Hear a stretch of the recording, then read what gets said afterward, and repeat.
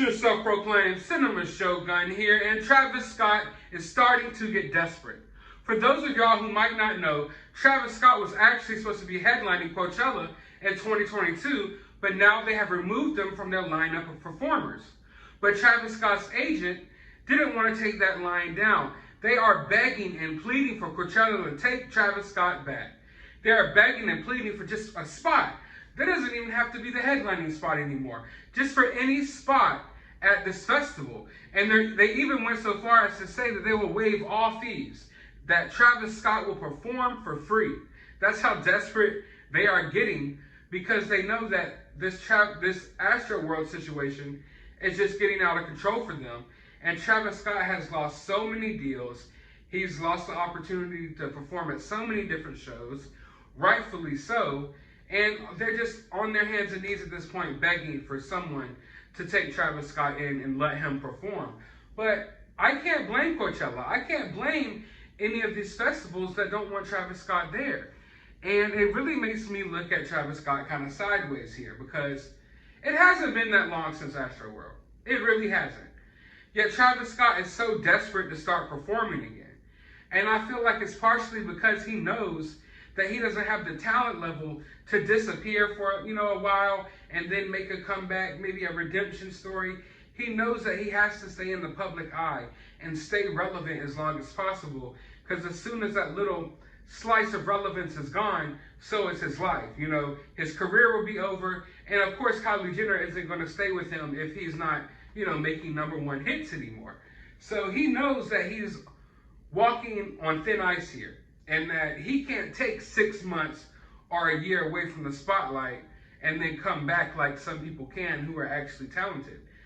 So he's desperate to perform as quick as possible. If it were me, I would still be sitting back. I would still be in shock right now. I wouldn't be out here desperate to perform at Coachella, but that's what he's doing, because he's desperate to just get the show on the road and just to move forward with life like nothing happened. But that's not the case here.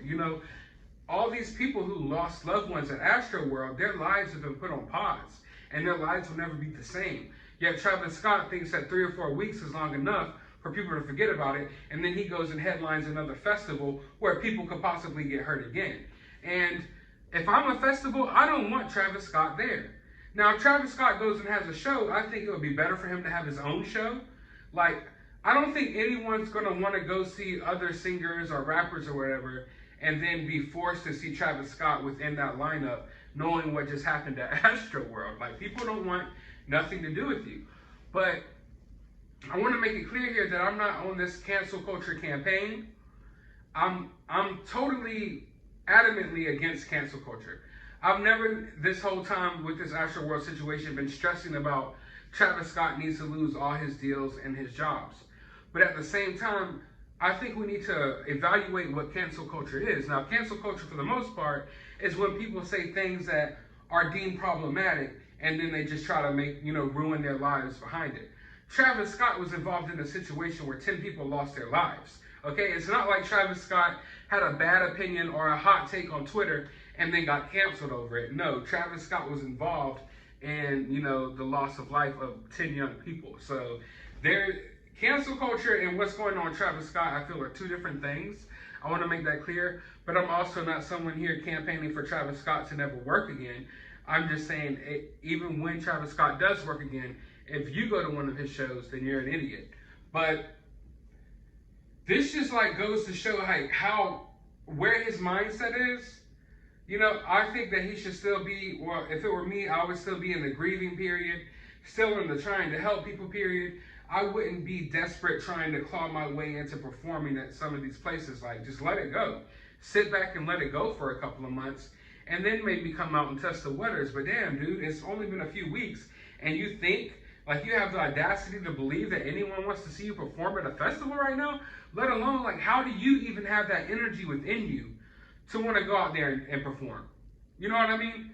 That lets me know that you don't really care. Because if it really affected you the way it should have, there's no way in hell that you yourself would even want to be out here performing, especially for no money. But he's that desperate.